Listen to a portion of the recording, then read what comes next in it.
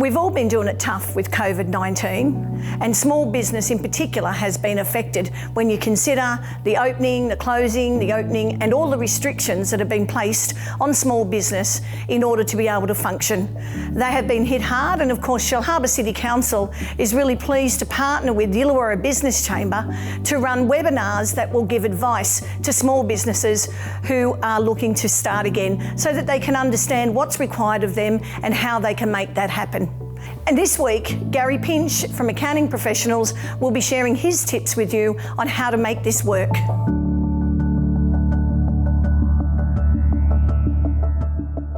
Today we're talking with Gary Pinch, Director of Business Services at Accounting Professionals. Now, Gary's been servicing the Illawarra region as an accountant for more than 25 years, but lately he's been working a lot with entrepreneurs and startups as part of a program at iAccelerate at the University of Wollongong. Welcome and thanks for joining us today, Gary.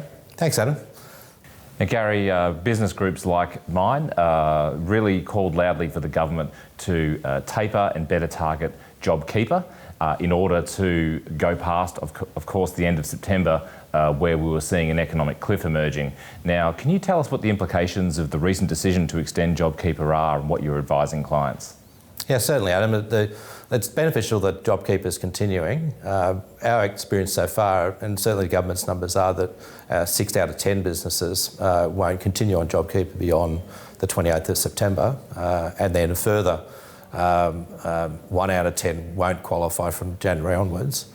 In regard to our client numbers, we're experiencing that something like 8 out of 10 of our clients won't continue on JobKeeper beyond the end of September, and certainly by the end of January. Now, we think that's probably a factor of them recovering out of COVID faster than normal businesses or the average business.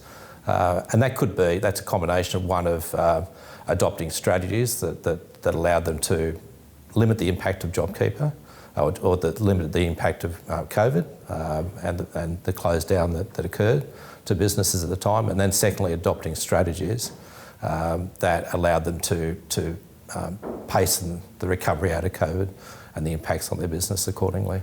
Now, JobKeeper aside, there's quite a bewildering array of government support available to businesses.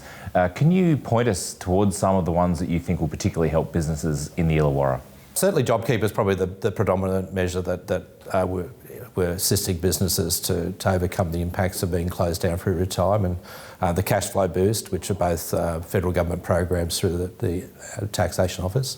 But things like the New South Wales government grant, the first $10,000 grant and the second $3,000 recovery grant have all been beneficial, and recognising that the recovery, the first grant closed on the 30th of June, and the second grant will go through and close on the 16th of August. They've certainly been beneficial. Certainly assistance through other specific government departments relating to certain industries have certainly been beneficial, and that's really important for businesses to consider, having all their contacts within government departments, certainly those that are applicable to their industries, making sure they have contacts, understanding what grants are available. Certainly having contact with the local Oz industry representatives are important, and New South Wales government departments that might be connected with their industries to get available opportunities there.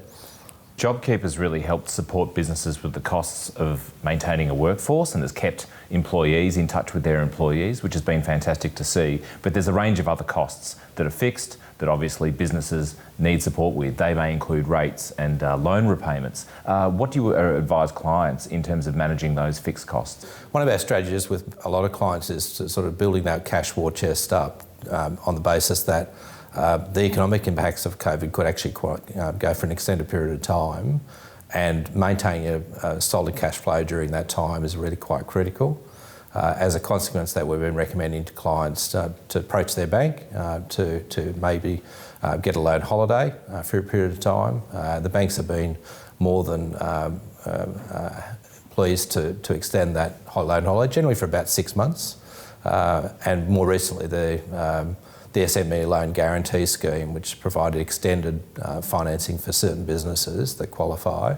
That SME Loan Guarantee Scheme has now been extended to the end of June 2021, so that's been beneficial in regard to some of those things. In regard to to rates and rents that people are paying. I think the landlord-tenant agreements have been quite effective for a lot of small businesses, and there's been a variety of outcomes and discussions had with landlords. Some landlords are probably in a better position to accommodate extended leasing terms and lease concessional terms with tenants for a period of time. Other landlords have probably got less room to move, where they financially depend upon the rent they collect. But we've found that across the board, there's been a general partnership that occurred between the landlord and the tenant, probably more so than ever before. So everyone's in this together. So Gary, what's your advice to businesses, obviously, that were looking to pivot earlier in the COVID experience and now have moved their business model? I think it's still really important for everyone to do their numbers, to work out. Sometimes those pivots are short-term pivots and they work really effectively, but it may be that it takes away the emphasis of the business away from their core activity, and businesses need to understand whether those pivots continue to provide value to their business, and whether they will have a long-term value to the business that might ultimately be where the majority of the business channels to in the future. But often pivots as a strategy can be only remotely effective, in the sense that there's often not a full realisation of the real cost of pivoting a business, both in regard to the cost of tooling up, the cost of providing the appropriate goods, raw material for a pivot, but also the training that's required of your team, both in regard to providing new goods and services, but also then making sure they've got the skills that are appropriate in that new environment. So what sort of trends are your clients responding to right now, Ad, in what is a very quickly changing marketplace? Yeah, certainly the trends that we've seen, and some of those trends were developing even before we had a lockdown through COVID environment going back in March. Certainly the trend towards faster delivery, that's got faster. The expectation that you can deliver a product and service within a shorter time frame is relevant. So consideration needs to be given to your whole supply chain, be able to deliver those expectations or meet those expectations of customers. Certainly in regard to automation is probably another trend we've seen that was trending really quick towards the lockdown period, but now has really accelerated that trend, and the expectation that the whole supply chain is automated in some form or other, to the extent now the customers, when they first make inquiry, if they don't see that there's an automation in the process, they lose confidence in the service delivery. So a lot of businesses have got to really have a clear look at some of the manual processes that they've continued to adopt, and then particularly businesses that have gone for generations have a lot of manual processes, and a lot of that's not going to cut it in the future business environment. So, but even with newer businesses, there are manual processes that add into existing processes that just need to continually be re-engineered, particularly taking on new technologies. Previously, businesses might have survived with one or two different technology systems in their business to automate things. We're now experiencing it. Even the smallest of businesses are probably using a combination of 5, 6, 7 different software and technology uses. And it's about the more recent trend in regard to use of technology is the integration of that technology. From an accounting point of view, we probably would have saw that with a lot of small businesses that the accounting system would have been their core technology. And what we're seeing increasingly, things like the customer service systems are integrating into the accounting technology. So it's the ability to integrate your existing technologies together to make it a more efficient business. It's really quite important.